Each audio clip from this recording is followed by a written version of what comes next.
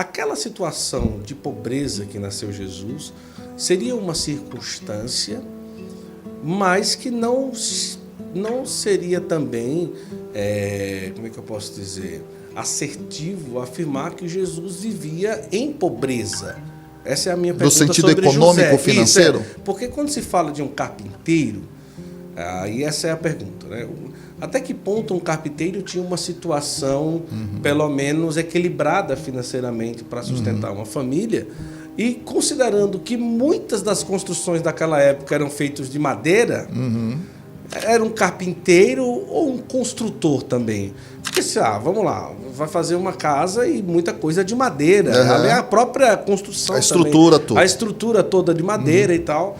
Então, se era um construtor também, um homem que trabalhava, então não era bem assim uma questão de se dizer que Jesus vivia também em extrema pobreza, por isso nasceu na manjedoura. É importante essa pergunta e ela é bastante profunda e eu quero trabalhar então alguns dados que nós temos, históricos e arqueológicos a respeito da região onde fica Nazaré e depois desse lugar chamado Nazaré. Vamos lá. A região onde fica Nazaré é no norte, tá? Na região da Galileia. Nazaré, em absolutamente nenhum lugar, é citada como cidade.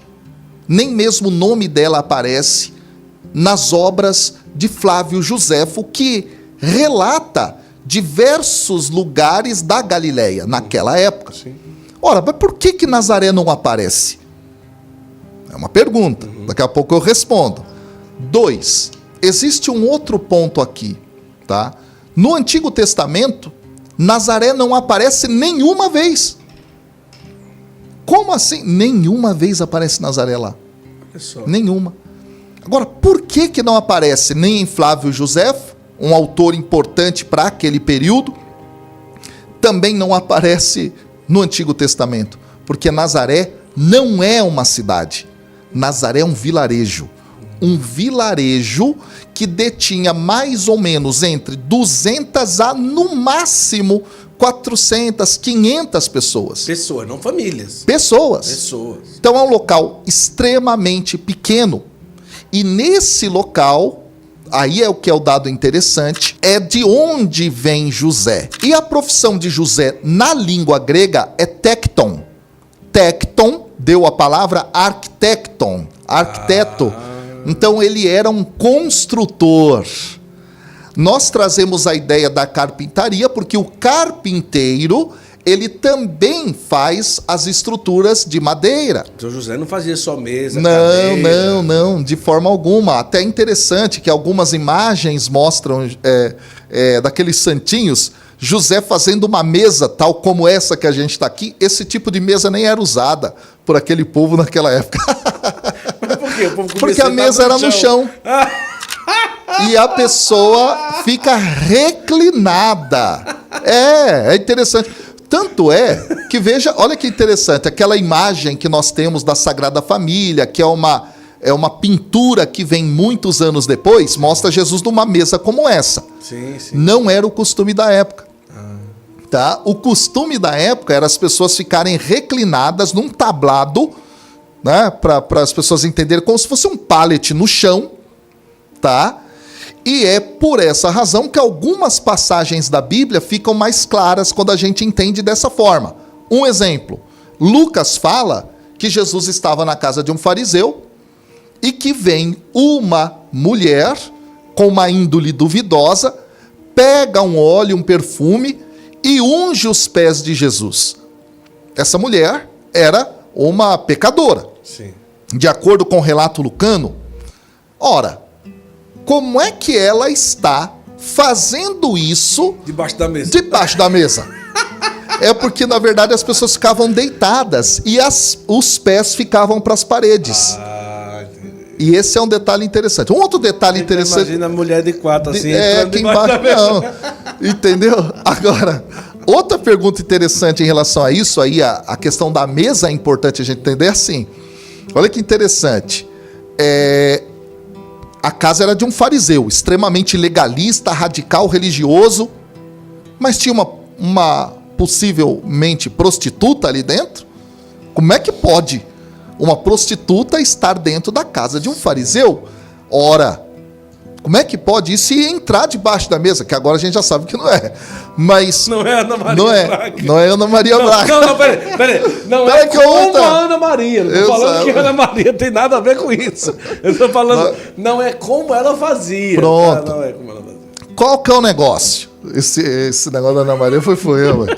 Uma questão como que podia uma mulher daquela índole estar na casa de um fariseu? Um homem religioso, radical? É porque era costume da época. Quando um rabino chegava num local, alguém abria a sua casa, fazia um banquete, no qual poucas pessoas ficavam à mesa, ouvindo o rabino, fazendo poucas perguntas para ele, tá? Enquanto a casa ficava aberta para quem quisesse entrar, ver aquilo. Era como se fosse um podcast da época. Entendeu? Só que as pessoas ficavam no lugar ouvindo os ensinamentos. Então, como ela estava possivelmente na parede, ela tem acesso aos pés de Jesus. Esse é o detalhe. Um outro detalhe da mesa interessante, na última ceia relatada em João, a partir do capítulo 13, não é? Ali nós temos algo interessantíssimo. Não diz que João reclina, ou o discípulo amado. Aí tem uma outra questão, tá? Que a Bíblia, em momento algum, diz quem é o discípulo amado. Isso tá? mesmo. Mas o pessoal chama de João, tô aqui chamando de João só para não confundir o povo, mas tá aí. O que acontece? Não diz que ele reclinou a cabeça no peito de Jesus? Imagina você sentado numa mesa como essa para reclinar a cabeça no peito do outro. Não dá. Não dá. No máximo você vai pegar o ombro, ou senão vai ficar numa posição muito esquisita. Quando a mesa está no chão, você está deitado de lado, alguém está deitado na sua frente, você põe a cabeça para trás Já era. e você reclina a cabeça no peito de quem está atrás de você. Então, nesse sentido, não é que a gente precisa entender, então, a mesa era no chão. A mesa era no chão, era um tablado no chão, certo? Esse é o ponto. Então, José não era desses que só faziam móveis. Eventualmente ele podia fazer, mas as pessoas nem tinham esse tipo de móvel direito.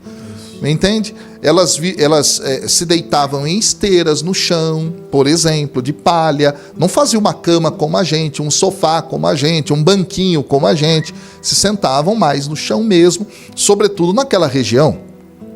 Então, Nazaré é um local, vilarejo, dormitório, de acordo com os fatos que nós temos, tá? Arqueológicos, que foram encontrados ali. Um local, isso é fantástico, onde, eu vou chamar de pedreiros, para a gente poder entender, trabalhavam.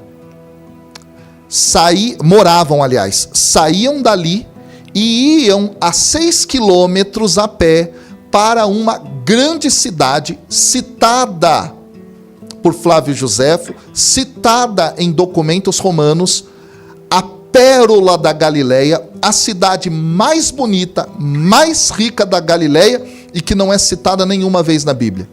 Ficava a 6 quilômetros de Nazaré. Qual o nome dessa cidade? Séforis. Séforis, se você pega hoje e vai até lá no sítio arqueológico, geralmente as peregrinações não vão até lá, porque às vezes não é tanto interesse ou não aparece na Bíblia e tal, mas ela é uma das coisas mais importantes que a gente faz lá na região para entender Jesus. Em Séforis, quando você visita o sítio arqueológico, você tem ali ruas fantasticamente construídas, avenidas, você tem estruturas antigas maravilhosas, capitéis que foram encontrados ali. Capitel é aquilo que fica no topo de uma coluna. Então, uma construção maravilhosa, com pedras, agora que vem o detalhe, que saíam de uma pedreira que foi encontrada na região de Nazaré.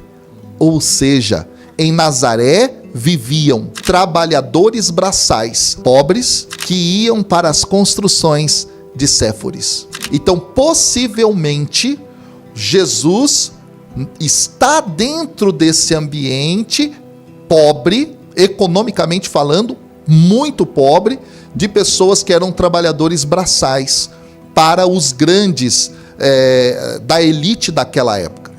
Existe um relato de um historiador. Os construtores rejeitaram, tornou-se a pedra angular. Interessante isso, né? Isso é um salmo que, aliás, é o salmo mais citado de toda a Bíblia. Sim. Essa passagem mais citada, dentro do Novo Testamento. Tá? Do Antigo Testamento, a passagem mais citada é essa, é um salmo. Fato é, interessante aqui, que Jesus, ele está num ambiente muito pobre e existe um historiador romano que relata quando 2 nazarenos foram pegos roubando, presos, colocados diante de uma autoridade da região. E sabe qual é o relato que ele faz dos nazarenos? Diz que a autoridade romana os mediu dos pés à cabeça, depois de olhar as mãos calejadas, os pés calejados, descalços e muito sujos, roupas como de mendigos maltrapilhos, a autoridade romana teve dó e disse: esses homens são muito pobres e são miseráveis, larga eles, deixa eles ir embora. Esse era o tipo de gente que tinha em Nazaré. Então Nazaré é um local pobre, e isso é muito significativo quando a gente olha para os relatos a respeito de Jesus nessa região. O próprio Deus envia o seu filho para morar num dos lugares mais pobres de toda aquela região. E José acaba trabalhando duro para poder sustentar. Tanto é que o texto fala isso mesmo, né? As pessoas reconheceram Jesus como filho do carpinteiro. Então ele era um trabalhador conhecido ali, um homem, né? Como que pode? É um filho do carpinteiro e de Nazaré, imagina. Exato. E daí a gente começa a entender como é que pode vir coisa boa desse lugar. De lá. Entendeu? Porque fama já era. Exato. Então é bem interessante isso. Nós temos essas descobertas feitas que de fato ajudam a gente a iluminar essa questão de Nazaré.